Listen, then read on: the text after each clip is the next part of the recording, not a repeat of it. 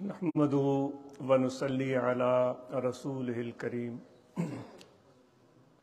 اما بعد فاعوذ بالله من الشيطان الرجيم بسم الله الرحمن الرحيم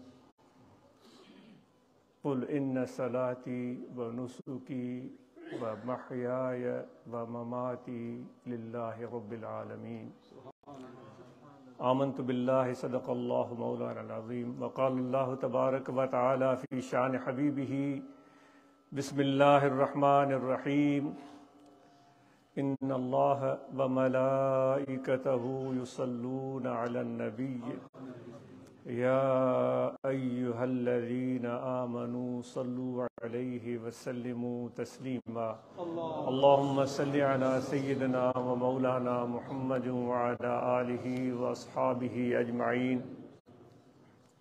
معزز سامعین، اور جس طرح بتایا گیا کہ خواتین بھی یہ آواز سن رہی ہیں، ان کو بھی عاجز مخاطب ہے۔ ایک چھوٹی سی بات معلوم کرنی تھی۔ انسان کی زندگی بھی ایک عجیب صورتحال سے دوچار کر دیتی ہے۔ کبھی ہماری توقعات بہت بڑی ہوتی ہیں اور ہونی بھی چاہیے۔ ہم نے ہل چلایا ہو، زمین کو پانی لگایا ہو، اس میں بیج ڈالا ہو اور کئی دن انتظار ہم نے کیا ہو کہ اس سے کچھ سلے اگیں گے۔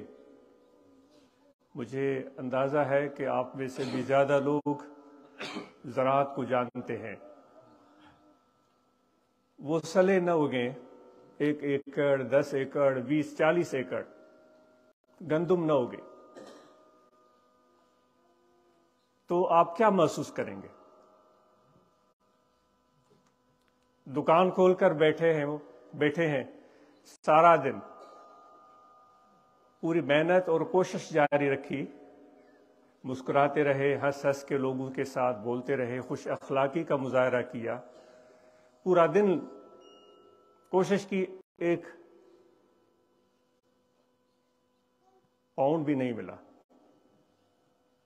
کیسا محسوس ہوگا؟ یہ کوئی جذباتی بات نہیں پوچھی جا رہی ہے، ایک حقیقت پر مبنی بات پوچھی جا رہی ہے۔ کیسا محسوس ہوگا؟ ہمارے گھر میں خدا نخواستہ کوئی بیمار ہو جائے، یہ زندگی کا حصہ ہے، صحت بھی رہتی ہے، بیماریاں بھی آتی ہیں، بالکل ٹھیک ٹھاک، اچانک وہ صاحب بستر ہو گیا، اب 2 آدمی اس کو سنبھالنے میں لگے ہوئے ہیں، کیسا محسوس ہوگا؟ کس طرح ہم اس چیز کو سمجھیں گے؟ ظاہر ہے مایوسی ہوگی۔ 10 ایکڑ میں نے ہل لگایا اور پانی لگایا اور بیج ڈالا، ایک بھی دانہ نہیں ہوگا، ظاہر ہے مایوسی ہوگی، فطرتی بات ہے۔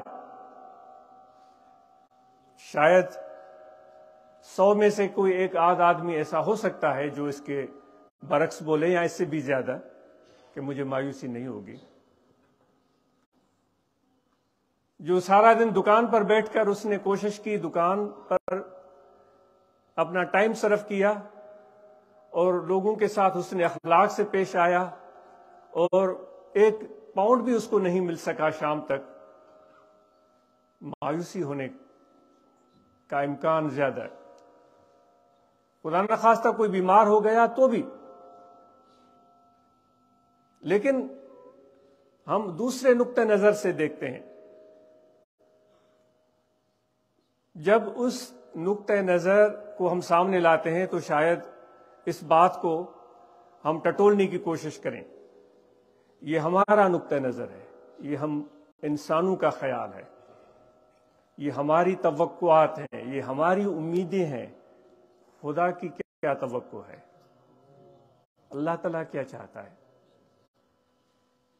وہ اس کو کس طرح دیکھ رہا ہے کہ 40 ایکڑ میں ایک دانہ بھی نہیں ہوگا۔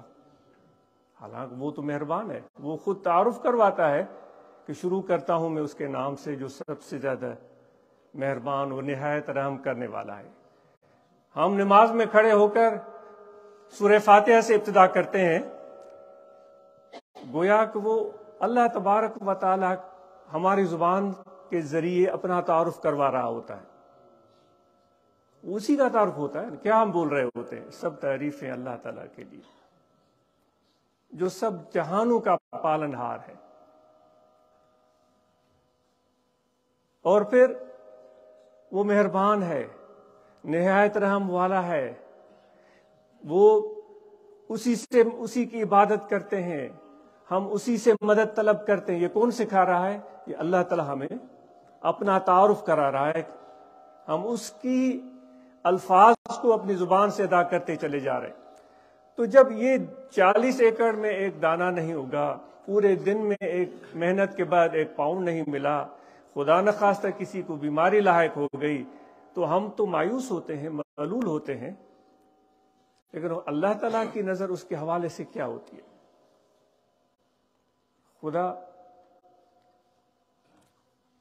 اللہ تبارک و تعالیٰ کا ایک طریقہ کار ہے جو قرآن مجید میں وہ بیان کرتا ہے۔ سب نبیوں کا جو والد تھا ابو الانبیاء سیدنا ابراہیم علیہ نبینا علیہ السلام، فرماتے ہیں کہ ان کو سب چیزیں اچھی لگتی تھیں لیکن اپنے فرزند سے بڑا پیار تھا۔ سیدنا اسماعیل علیہ نبینا علیہ السلام کے ساتھ ان کی محبت، ان کا تعلق بے مثال تھا، بہت شفقت فرماتے تھے، بہت محبت کرتے تھے، جن کی وجہ سے یہ آج صفا و مروہ ہے، جن کی وجہ سے خانہ کعبہ پر ہم جاتے ہیں اور وہاں طواف کرتے ہیں اور وہ سنتیں ادا کرتے ہیں۔ تو اتنی عظیم اور بہترین ہستی، ان سے ان کا بہت پیار تھا۔ تو آپ نے وہ علماء کرام کی زبانی سنا ہوگا، تو آپ سب یہاں آنے والے ہیں، یہ بارہا سن چکے ہوں گے، اللہ تعالیٰ نے فرمایا تھا کہ اپنی پیاری چیز قربان کرو، تو پھر انہوں نے کچھ قربانی کی تھی، شاید میں حکم کی تعمیل کر چکا، پھر آیا کہ نہیں اور زیادہ پیاری چیز قربان کرو، تو وہ انہوں نے تعداد بڑھا دی۔ اس طرح بار بار خواب آتا رہا، پیاری چیز قربان کرو، پیاری چیز قربان کرو۔ ہم انبیاء علیہ السلام کا ذکر بڑی محبت اور شوق اور عقیدت سے کرتے، لیکن اس پر غور و فکر کرنے کی بھی ضرورت ہے۔ پھر آخر میں ان کو خیال آیا کہ بار بار یہ ارشاد آ رہا ہے کہ پیاری سے پیاری چیز قربان کرو، مجھے تو سب سے زیادہ عزیز میرا بیٹا ہے۔ تو پھر ان کو لے کر چلے تھے، آپ خود پڑھیں قرآن مجید کو، اللہ تعالیٰ اس واقعے کو بیان فرماتا ہے۔ لے کر چلے تھے، پھر شیطان کا تذکرہ آتا ہے، پھر وہ جا کر منا کے میدان میں پہنچے تھے اور پھر سوچتے جا رہے ہیں کہ اپنے بیٹے کو میں کیسے بتاؤں کہ میں کیا کرنے جا رہا ہوں۔ ان کو یہ کہا گیا تھا کسی دوست سے ملنے جا رہے ہیں، اس کی دعوت پر جا رہے ہیں۔ وہاں پہنچ کر اچھا وہ شیطان کا مکالمہ جو اسماعیل علیہ نبینا علیہ السلام کے ساتھ ہوا، آپ نے سنا ہوا۔ جب وہاں پہنچے ہیں تو انہوں نے آخر میں حضرت اسماعیل علیہ السلام کو یہ ارشاد فرمایا کہ میرے بیٹے تجھے پتا ہے کہ آج کیسے آنا ہوا ہے؟ آج تو میں تمہیں قربان کرنے کے لیے یہاں لے کر آیا ہوں، کیونکہ یہ خدا کا حکم ہے۔ تو حضرت اسماعیل علیہ السلام کے جواب کو ہم اور آپ نے سنا ہوگا، ان کو کوئی دکھ نہیں ہوا، ان کو کوئی خوف نہیں ہوا، ان کو کوئی مایوسی نہیں ہوئی، یہ نہیں کہا کہ کیسے ایک باپ اپنے بیٹے کو قربان کر سکتا ہے۔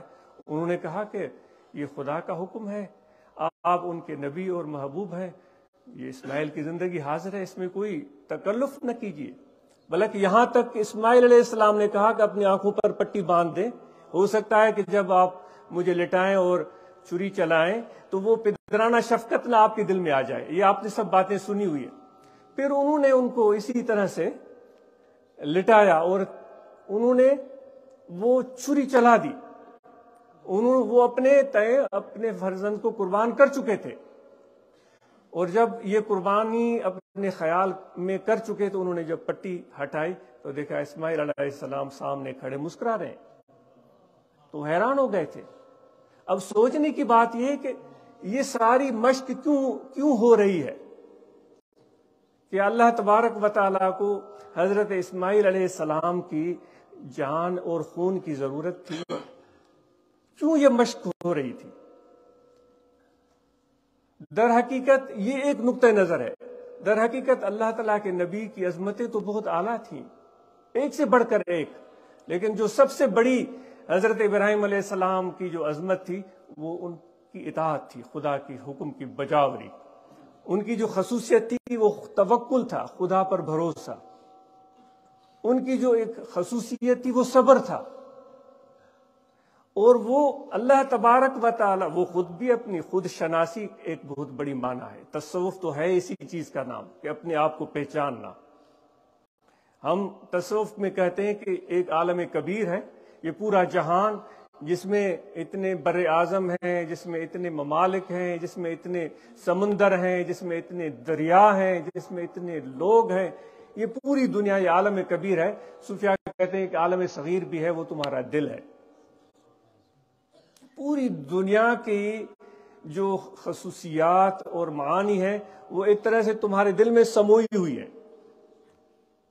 تو حضرت ابراہیم علیہ السلام کو اللہ تعالیٰ نے ہر خصوصیات سے نوازا تھا۔ وہ اپنے آپ کو بھی جانتے تھے، لیکن اللہ تبارک و تعالیٰ جانتا تھا کہ جو عظمت، جو مقام، جو شان میں نے اپنے نبی کو دیا ہے اس کو اللہ تو جانتا ہے، ابراہیم بھی اس سے واقف ہو جائے تو کتنی بڑی شان والا ہے۔ کیونکہ جب تک انسان اپنے اس صلاحیت کو استعمال نہ کرے تو اس کا پتہ نہیں چلتا۔ کوئی تلوار باز ہے تو وہ لاکھ کہانیاں سنائے کہ میں اتنی تیز تلوار چلاتا ہوں، یہ کوئی نشانہ باز ہے وہ لاکھ کہانیاں سنائے کہ میں اتنے سیدھے نشانے لگاتا ہوں، کوئی تیر انداز ہے تو وہ کتنی بھی کہانیاں سنائے کہ میں اتنا سیدھا تیر مار سکتا ہوں، لیکن اس کے لیے ایک ثبوت چاہیے، وہ اپنے عمل سے ثابت کرے۔ تو ابراہیم علیہ السلام کو اللہ تبارک و تعالیٰ نے اپنے اوپر ان کو عیاں کر دیا کہ ابراہیم تم کیسے ہو۔ کہ جب لوگ بیٹوں کو پالتے ہیں، پوستے ہیں کہ ہمارے بڑھاپے میں ہماری خدمت کرے گا، ہمارے لیے سکون اور آرام کا باعث ہوگا، تم اس بیٹے کو قربان کرنے کے لیے تیار ہو گئے محض اس لیے کہ اللہ تعالیٰ کا حکم ہے۔ اتنا بڑا دل، اتنا بڑا حوصلہ، اس قدر توکل خدا پر، سمجھ رہے ہیں آپ بات؟ اس قدر اللہ پر یقین۔ تو یہ اللہ تعالیٰ ابراہیم علیہ السلام کی ذات پر، کیونکہ وہاں اور تماشائی تو تھے نہیں نا، ان کو کوئی دیکھنے والا تو تھا ہی نہیں خدا کے سوا، لوگ تو تھے ہی نہیں، ان کی اہلیہ محترمہ بھی وہاں نہیں تھی۔ اس نے تو سجا سنوار کر اسماعیل علیہ السلام کو اپنے والد کے ساتھ بھیج دیا تھا، کوئی نہیں تھا۔ اتنا بڑا کام ہو رہا ہے۔ ہم چھوٹا سا بھی کوئی کام کرتے ہیں، چھوٹی سی بھی خیرات کرتے ہیں تو ہماری توقع ہوتی ہے کہ بھائی کوئی اعلان کر دے کہ بھائی یہ خدمت اس نے کر دی، یہ ہمارے دل میں چلتا ہے بھائی اس نے خدمت کی ہے۔ وہاں یہ اتنا بڑا کام ہو رہا ہے، کوئی دیکھنے والا ہی نہیں ہے، لوگ ہی نہیں، نہ آدمی ہے نہ آدم کی ذات ہے، دیکھنے والا ایک خدا ہے، دوسرا ابراہیم خود ہے علیہ السلام۔ تو اللہ تعالیٰ چاہتا تھا کہ ابراہیم اپنے آپ کو دیکھ لے کہ وہ کتنے بڑے ظرف والا ہے، کتنے بڑے شان والا ہے۔ تو اب اس واقعے کو دیکھیں، آپ نے 40 ایکڑ زمین پہ ہل چلایا، اس میں بیج بھی ڈالا، اس میں پانی بھی لگایا، اور پھر محنت بھی کی، ایک دانہ بھی نہیں نکلا۔ ایک ہمارا نقطہ نظر کہ بھائی کچھ بھی نہیں ہوا، بھائی میرے ساری محنت رائے گان چلی گئی۔ اب ابراہیم علیہ السلام کے نقطہ نظر سے اس کو دیکھیں، وہ کہتے ہیں کہ فَإِنَّ مَعَ الْعُسْرِ يُسْرًا، ہر تکلیف کے پیچھے آسانی ہوتی ہے۔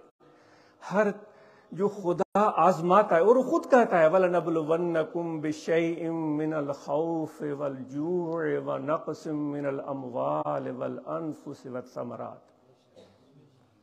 اب ہم جو ہے نا وہ کس کھاتے میں کھڑے ہیں؟ ہم خود اپنے اندر جھانک کر دیکھیں۔ حضرت یعقوب علیہ السلام، ان کو اپنے سب بیٹوں سے شفقت اور محبت تھی، لیکن حضرت یوسف سے زیادہ پیار تھا، ایسا ہے؟ سب بیٹوں سے پیار تھا، سب بیٹے ان کو عزیز تھے، لیکن ان کو زیادہ جو پیار تھا اپنے بیٹے حضرت یوسف سے تھا۔ اور یہاں تک کہ وہ اپنے بیٹوں پر اعتماد نہیں کرتے تھے، وہ کہتے تھے کہ اس کو ہم لے جائیں، ان کو اجازت دو، تو وہ اس میں ہچکچاہٹ کا شکار ہوتے تھے۔ تو اللہ تبارک و تعالیٰ کا کرنا ایسا ہوا کہ ایسا ماحول بنا کہ یعقوب علیہ السلام اپنے بیٹے کو، اپنے بیٹوں کے ساتھ جو اپنے دل میں یہ چیز رکھتے تھے کہ ہم کیوں اتنے پیارے نہیں ہیں اپنے والد کو، یہ کیوں، وہ اس کو لے کر چلے گئے اور پھر کیا کیا؟ حضرت یوسف علیہ السلام کو ایک کنویں میں ڈال دیا۔ اتنے سارے بیٹے تھے، کوئی اور بھی کسی یوسف کا جو دوسرا بھائی تھا اس کو بھی ڈال سکتے تھے، نہیں، جو سب سے زیادہ پیارا تھا، جس سے زیادہ محبت تھی، اس بیٹے کو انہوں نے کنویں میں ڈال دیا، اور اپنے تئیں وہ قصہ ختم کر چکے تھے۔ پھر آگے خدا کس طرح اس سارے سلسلے کو چلاتا ہے۔ قافلہ آتا ہے، پانی چاہیے، کنویں میں پانی ہوگا یا نہیں ہوگا، پھر وہ اندر کوئی چیز اتارتے ہیں، کوئی برتن اتارتے ہیں تاکہ پانی نکال سکیں، باہر کھینچتے ہیں تو ایک نو عمر بچہ باہر آ جاتا ہے۔ علماء اکرام نے آپ کو سنایا ہوگا، اور یہ واقعہ پڑھنے والے ہیں، آپ پڑھیں، خود پڑھیں۔ کیوں میں آپ کو سناؤں؟ یہ قرآن مجید میں خدا نے آپ کے لیے واقعے لکھے ہیں، آپ خود پڑھیں۔ اگر میں سناؤں گا تو ہو سکتا ہے میں اپنی طرف سے کوئی چیزیں اس میں ڈال دوں۔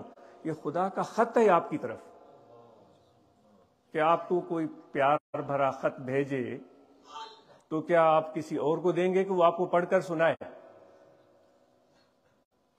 ہم تو آیات پر انگلی رکھ کر پڑھتے ہیں، پتہ نہیں، میں بہت کاہل اور سست انسان ہوں، آپ تو بہت پیارے ہیں۔ اس وقت پڑھتے ہیں جب ہمارا کوئی کام پھنستا ہے، کوئی پریشانی ہوتی ہے، اور پھر پڑھتے جاتے ہیں، وہ سمجھتے بھی ہیں کہ نہیں کہ اس میں ارشاد کیا ہے، فرمان کیا ہے۔ تو بہرحال وہ حضرت یہ بات طویل ہو جائے گی، تو پھر آگے قصہ چلتا ہے، پھر وہ مصر کی بات آ جاتی ہے، پھر وہاں ایک الگ آزمائشیں آتی ہیں، جیل ہو جاتی ہے، اور بھائی وہاں پہنچ جاتے ہیں۔ تو یعقوب علیہ السلام اتنی محبت اور پیار اور شفقت محسوس کرتے تھے کہ ان کی آنکھوں سے آنسو نہیں تھمتے تھے۔ وہ کہتے ہیں پھر چل چلا کے معاملہ یہاں پہنچا کہ کنعان میں بیٹھا ہوا یوسف مصر جا پہنچا۔ پتہ نہیں کتنا دور تھا، فلسطین کا علاقہ ہوگا، کنعان یا کوئی ہوگا، آپ خود بہتر جانتے ہیں۔ پھر اچانک کہنے لگے کہ وہ آج مجھے یوسف کی خوشبو آ رہی ہے۔ کتنے سال بیت گئے، اب مصر کہاں رہا اور کنعان کہاں رہا، کتنے میلوں کا فاصلہ تھا۔ ان کے بھائی گئے تھے وہاں سے لینے کے لیے غلہ، اور یہاں بیٹھے بیٹھے کہہ رہے ہیں مجھے اپنے بیٹے کی خوشبو آ رہی۔ تو سعدی نے بڑی دلچسپ بات کہی ہے، ز مصرش بوئے پیراہن شمیدی۔ سبحان اللہ، اے یعقوب، تم نے مصر جو سینکڑوں میل دور تھا تمہارے گاؤں سے، کنعان سے، مصر سے اس کی خوشبو تمہیں کنعان آ رہی تھی، سینکڑوں میل دور۔ چرا در چاہ کنعانش ندیدی، چند میٹر کے فاصلے پر، گھر سے چند میٹر کے فاصلے پر کنعان کے کنویں میں تیرا بیٹا پڑا ہوا تھا، اس وقت تمہیں پتہ ہی نہیں چلا، تمہیں اس وقت خوشبو نہیں آ رہی تھی، ہے نا؟ یہ کنعان کے کنویں میں انہوں نے ڈال دیا تھا، تمہیں اس وقت پتہ نہیں۔ پھر شاید خود جواب دیتا ہے کہ ہمارا حال بھی عجیب ہے، وہ خود شاید جواب دیتا ہے، گہے بر تار میں آلہ نشینم، گہے بر پشت پائے خود نبینم۔ کبھی تو میں بہت بڑے سیر کرتا ہوں آسمانوں کے، وہاں تک میرے تصور کی پہنچ ہوتی ہے، کبھی میرا وہ حال ہوتا ہے کہ مجھے یہ پتہ نہیں ہوتا ہے کہ میرے پاؤں میں جوتی بھی ہے کہ نہیں۔ تو کہنے کا مقصد یہ ہے کہ یہ محبت جس سے ہوتی ہے وہیں سے خدا اس کو آزمانا شروع کر دیتا ہے، اور خدا بڑا غیرت والا ہے، وہ چاہتا ہے کہ یہ بندے سب سے زیادہ مجھ سے پیار کریں۔ جب ہم کسی اور کی محبت میں پھنستے ہیں اور پھر وہی ہمیں آزمائش آتی ہے، پھر ہماری چیخیں نکلتی ہیں، یہ کیا ہو گیا، یہ ہی کیوں، میرا بیٹا ہی کیوں، میری بیٹی ہی کیوں، میں کیوں، وہ کیوں؟ یہ کیوں کی بات تو ہو ہی نہیں سکتی جب بندگی کا توق گردن میں ہم نے ڈال دیا۔ میرے بھائیوں، بندگی کا توق جب ہم نے گردن میں ڈال دیا ہے تو پھر کیوں کی بات ہو ہی نہیں سکتی۔ جو غالب نے کہا ہے، جس کو ہو جان و دل عزیز، تیری گلی میں آئے کیوں۔ اگر اتنی جان عزیز ہے اور اپنا سامان اور اپنا مال اتنا عزیز ہے تو پھر عشق کی گلی میں آتے کیوں ہو؟ تو اس لیے ہم جو ہے نا، دو کشتیوں کے سوار ہیں اس وقت، اور ہم جو ہے وہ ایک طرح سے بڑے عاشق صادق بھی بننے کی کوشش کر رہے ہیں، خدا کا عاشق صادق۔ دوسری طرف دنیا کی لالچ بھی ہمیں نہیں چھوڑ رہی ہے، اور ہوشیاری سے اور چالاکی سے ہم کام کرنا چاہتے ہیں۔ تو یہاں جب خدا کی محبت اور عشق کا میدان ہے تو پھر ابراہیم علیہ السلام کو دیکھیں، حضرت یعقوب علیہ السلام کو دیکھیں، حضور علیہ السلام سے بڑھ کر کسی کا مثال نہیں ہوگا۔ حضرت امام حسین علی مقام رضی اللہ تعالی عنہ کی اس آزمائش کو دیکھیں، آپ کے آنکھوں کے سامنے آپ کے خاندان کے نوجوان قربان ہو رہے ہیں، وہ اپنی آنکھوں سے دیکھ رہے ہیں۔ اس سے بڑی کوئی ابتلا ہو سکتی ہے؟ تو اگر ہم اور آپ سچے ہیں تو پھر خدا فرماتا ہے، پھر کہہ دیجئے کہ میری جو نماز ہے، میری جو قربانی ہے، میری جو زندگی ہے، میرا جو موت ہے، وہ اللہ کے لیے ہے، جو سب جہانوں کا پالنے والا ہے۔ تو محبت اور عشق کا سبق یہ بہت عرفہ و اعلیٰ ہے، اور کامیاب ترین لوگ یہی ہیں۔ روز قیامت ایک ایسا معاملہ جو علماء سے سنا ہوگا کہ ابتلا کا عالم ہوگا، لوگ تکلیف میں ہوں گے، پریشان ہوں گے، گرمی اور تپش کا عالم ہوگا۔ حضور علیہ السلام فرماتے ہیں کہ ایک گروہ ایسا ہوگا جو عرش کے سائے تلے بیٹھا ہو، اور وہ وہاں مسکرا رہے ہوں گے، خوش گپیاں لگا رہے ہوں گے۔ فرشتے حیران کہ بھائی ابھی تو حساب و کتاب بھی نہیں ہوا، یہ کون لوگ ہیں؟ اور یہ لوگ ساری دنیا پریشان ہے اور یہ خوش ہیں، یہ وہاں مسکرا رہے ہیں۔ تو پھر اللہ تبارک و تعالیٰ ان فرشتوں کو فرمائے گا کہ دیکھو، ان کو کہیں کہ جنت کا دروازہ کھل گیا ہے، یہ اس پر سوچئے گا، ان کو کہیں کہ جنت کا دروازہ کھل گیا ہے، جاؤ جنت کی طرف۔ تو وہ جا کر ان کو بولیں گے فرشتے کہ تمہارے لیے جنت کا دروازہ کھل گیا ہے، تم جنت کی طرف چلے جاؤ۔ وہ پوچھیں گے جنت کیا ہوتی ہے؟ وہ پوچھیں گے جنت کیا ہوتی ہے؟ ہم تو انگلیوں پر گنا سکتے ہیں نا، آپ ایک کسی سے میری ہم عمر سے یا نوجوان سے پوچھے کہ جنت میں حور، غلمان، انار، شہد، دودھ اور سیب اور حور عین، یہ ساری چیزیں ہمیں تو برزبان یاد ہے نا، ہم تو ٹھک ٹھک ٹھک ٹھک بتاتے ہیں۔ وہ کہیں گے جنت کیا ہوتی ہے؟ تو وہ آ کر کہیں گے یا رب العالمین، وہ کہہ رہے ہیں جنت کیسی ہوتی، کیا ہوتی، ہم نہیں جانتے۔ اللہ تعالیٰ فرمائے گا ان کو زبردستی لے جاؤ، ان کو زبردستی لے جاؤ۔ یہ سوچیے گا اس بات پر، اس پر غور کیجیے۔ یہ صرف قصہ نہیں عرض کر رہا ہوں، یہ ایک دل کی بات ہے۔ اللہ تعالیٰ فرمائے گا ان کو زبردستی لے جائے۔ تو ایک صوفی فرماتا ہے کہ وہ فرشتے اللہ تعالیٰ کے حکم سے ان کو زنجیروں سے باندھیں گے۔ ہم نے یہ تو سنا ہے کہ بھائی زنجیروں سے باندھ کر جہنمیوں کو جہنم کی طرف کھینچا جائے گا، یہ تو ہم نے سنا ہے، لیکن یہ عجیب بات ہے کہ ان کو کھینچا جائے گا زنجیروں سے باندھ کر جنت کی طرف۔ اللہ تعالیٰ فرمائے گا لے جاؤ لے جاؤ۔ تو وہ فرشتے اپنی پوری طاقت لگا دیں گے، وہ ان کو ایک تل کے برابر بھی ہلا نہیں سکیں گے۔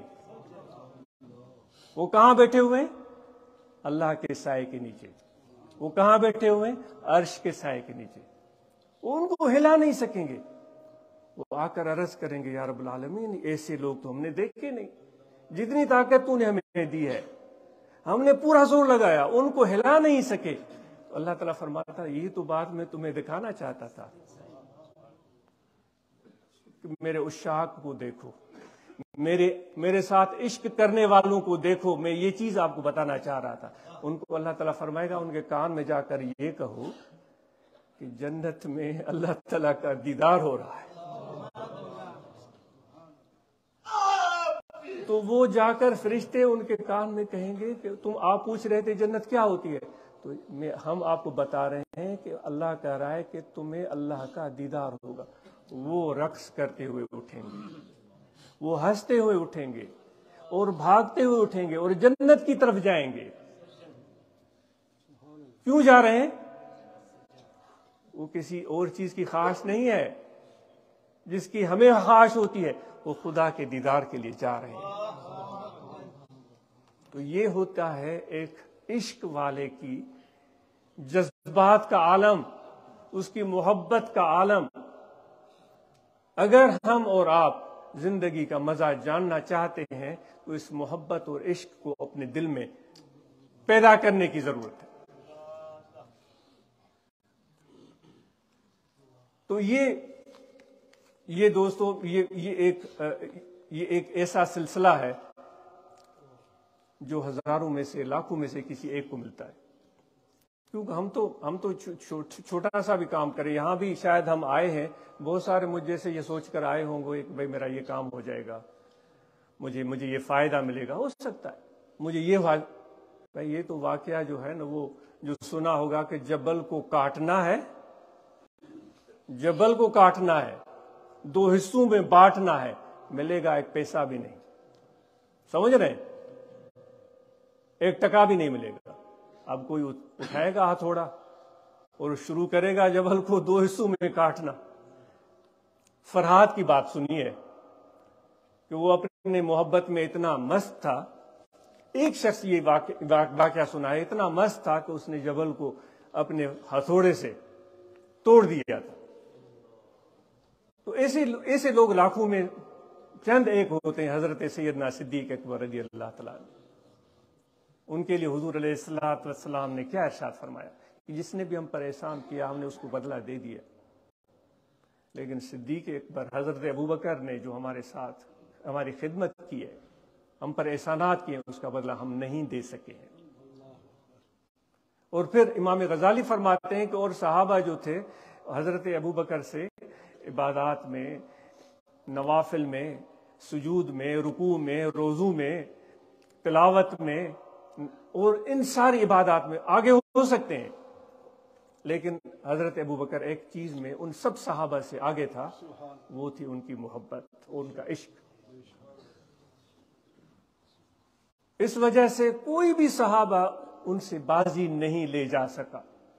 حضرت عمر فاروق کی بات آپ نے سنی ہے, وہ کتنے بڑے شان والے ہیں. انہوں نے کہا تھا کہ میں بازی لے جاؤں گا, واقعہ علماء سے آپ نے سنا ہوگا, لیکن وہ بھی حیران ہو گئے کہ ابو بکر کے ساتھ سے بازی لے جانا مشکل ہے.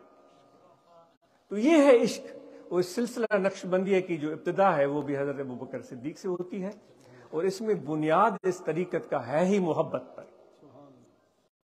جتنی محبت ہوگی اتنا فائدہ ہوگا. ذکر کا فائدہ بھی تب ہوگا جب محبت ہوگی, ورنہ تو برزباں تو اللہ اللہ, در دلے تو گاؤ خر. زبان پر تو اللہ کا نام ہے اور دل میں کوئی اور محبت پالی ہوئی ہے, تو وہ رومی صاحب فرماتے ہیں اس کا کیا فائدہ ہوگا. وہ پھر فرماتے ہیں تو مسجد می روی بہر سجود, سر بجنبد دل نہ جنبد اینچ سود. مسجد کی طرف جا رہے ہو, لیکن یاد رکھنا ہے نمازی, سجدے رکوع کر کے اتنی عمر تمہاری ہو گئی, گھٹنے جواب دے گئے, نشان پڑ گئے, لیکن یاد رکھنا تمہارا سر جھکتا رہا اور دل نہ جھکا, کیا فائدہ. خدا کے لیے میں اپنے آپ سے سوال کر رہا ہوں, کبھی میرا دل جھکا ہے؟ میں سجدے میں گیا ہوں اور میرا دل جھکا ہو؟ آپ بھی پوچھیں اپنے آپ سے. تو یہ سب سے بڑی اہم ترین چیز ہے. تو دوستو اس چیز پر ہم اور آپ غور و فکر کریں. اور آخر میں ذکر کا طریقہ, خواتین بھی یہاں سماعت فرما رہی ہیں, آپ کے لیے اور سب مردوں کے لیے ذکر کا طریقہ یہ ہے کہ یہاں انسان کا دل ہے, اس دل میں توجہ رکھیں. کھڑے بیٹھے لیٹے سوئے جاگے 24 گھنٹے کے دل ذکر کر رہا ہے, اللہ اللہ اللہ اللہ اللہ اللہ، یہ مشق کریں. یہ خفی ذکر ہے، یہ زبان سے ذکر جو ہم کرتے ہیں وہ اپنی جگہ ہوتا رہے، لیکن اس کے لیے توجہ دل کی طرف کرنا ہوگا. عشق کی جو بات ہوتی ہے وہ بھی دل سے ہوتی ہے، وہ اس کا تعلق دل سے ہوتا ہے، وہ ایک محبت کا جذبہ ہوتا ہے جو دل میں ایک موجن ہو جاتا ہے، باقی ساری چیزوں کو وہ خاکستر کر دیتا ہے، وہی ایک جذبہ غالب آ جاتا ہے سب کا. تو یہ بھی اللہ کا ذکر قلب سے کریں، وہ توجہ دل میں رکھیں. اللہ اللہ اللہ اللہ اللہ اللہ، اور مرشد کامل کے ساتھ نسبت اور تعلق قائم کریں، کیونکہ یہ ذریعہ ہے حضور علیہ الصلوۃ والسلام کے فیض کو پانے کا. جس طرح بات ہو رہی تھی نا صفا و مروہ کی، ہم جب بھی جاتے ہیں ارکان ادا کرتے ہیں، عمرہ کریں یا حج کریں، تو صفا و مروہ پر ہم جاتے ہیں، وہاں بھاگتے ہیں، یا کچھ حصہ بھاگتے ہیں، باقی حصہ ہم چلتے ہیں. کیوں؟ وہ اللہ تعالیٰ کی ایک پیاری بندی حضرت اسماعیل علیہ السلام کی والدہ بی بی ہاجرہ رضی اللہ تعالیٰ عنہ، انہوں نے وہاں پر دوڑیں لگائی تھی، وہاں پر وہ چلی تھی، تو وہ جو پتھر تھے وہاں لگے ہوئے، پہاڑ تھے، وہ اتنی عظمت والے ہو گئے کہ ہر انسان جو بھی حاجی ہو جو بھی ہو، جب تک وہاں پر جائے گا نہیں، نہ اس کا عمرہ پورا ہوگا نہ اس کا حج پورا ہوگا. تو بظاہر تو وہ پتھر ہے، تو جو اللہ تعالیٰ کی محبت اور تعلق میں آ جاتے ہیں وہ بھی خدا کی نشانی بن جاتے ہیں. تو ان سے جب محبت ہماری پیدا ہو جائے تو پھر فیض ملتا ہے. تو مرشد کامل سے نسبت و رابطہ قوی ہو، اور دل میں اللہ کا ذکر اور مرشد کا تصور ایسے کریں جیسے مرشد کی بارگاہ میں بیٹھے ہوئے ہیں، ان کے سینے سے وہ فیض محمدی، وہ نور روشنی میرے دل میں آ رہا ہے. اور ہم سب نماز پابندی سے ادا کریں، رمضان کے مہینے میں روزے رکھیں، زکوٰۃ ہم میں سے جس کسی پر واجب ہے وہ ادا کرے، حج جس کسی پر فرض ہے ہم میں سے وہ حج ادا کرے. اور باقی الحمدللہ جس طرح ہمارے نوجوان یہاں باہمی محافل منعقد کرتے ہیں، ڈربی کے دوست ہیں، سلاؤ کے ہیں، یہاں کے ہیں، یہ محفل بہت ضروری ہے. جب بھی اپنے اس ذکر والے دوست کو آپ دیکھیں گے نا تو آپ کو وہ مرشد کی یاد آ جائے گی، وہ فیض محسوس ہوگا، وہ محبت محسوس ہوگی، وہ تعلق محسوس ہوگا. اور اللہ تعالیٰ فرماتا ہے وَكُونُوا مَعَ الصَّادِقِينَ، سچوں کے ساتھ رہو. تو دنیا کے کام کریں اور خوب محنت کریں، خوب آگے بڑھیں. ہمارے نوجوان ان سے توقع ہے کہ اعلیٰ تعلیم حاصل کریں، بہترین ہنر سے آراستہ و پیراستہ ہوں، بہترین بزنس سیکھیں اور وہ ترقی کریں، وہ آگے بڑھیں، ہمارے اس سوسائٹی کو، ہمارے اس کمیونٹی کو اور اچھے سے اچھا بنا کر دکھائیں. یہ بہت بڑا چیلنج ہمارے سامنے ہے. اللہ تبارک و تعالی ہم اور آپ کو توفیق عطا فرمائے. جو خواتین و مرد یہاں تشریف فرما ہے، آپ سب کی حاضری قبول ہو. یہ گفتگو جو میں نے عرض کی ہے وہ ایک سوچنے کے لیے ایک دعوت ہے. آپ ان پر سوچئے گا، غور کیجئے گا. ہو سکتا ہے اس میں کوئی کمی بیشی ہو تو وہ معاف کر دیجئے گا. جو کام کی چیز ہو اس پر سوچئے گا، ممکن ہے آپ اس کو اور بھی بہتر طریقے سے سمجھ سکیں اور بیان کر سکیں. ہم سب کو اللہ تعالیٰ توفیق ذکر کی عطا فرمائے. مراقبہ کریں، ختم شریف پڑھ کر کچھ ٹائم بیٹھ کر مراقبہ کیا کریں، اور مراقبے میں آنکھیں بند کر کے توجہ دل میں رکھ کر کچھ ٹائم ذکر کی مشق کیا کریں. اللہ تعالیٰ ہم سب کو توفیق عمل عطا فرمائے. نیلسن کے دوستوں کی محبت دیکھ کر بڑی خوشی ہوئی. کافی عرصے کے بعد گزشتہ مرتبہ آنا ہوا تھا، آج یہاں مسجد میں حاضری ہوئی. جناب امام صاحب، مسجد کی کمیٹی کے اراکین و ممبران، ان سب کے مشکور ہیں، اور دعا ہے کہ مسجد آباد اور شاد رہے. اسی طرح یہ اللہ تعالیٰ کا ذکر اور نمازیں یہاں ہوتی رہیں. آپ سب کا بہت شکریہ، مہربانی. اس ویڈیو کو شیئر ضرور کریں، ہو سکتا ہے آپ کے ایک شیئر سے یہ بات کسی کے دل میں اتر جائے.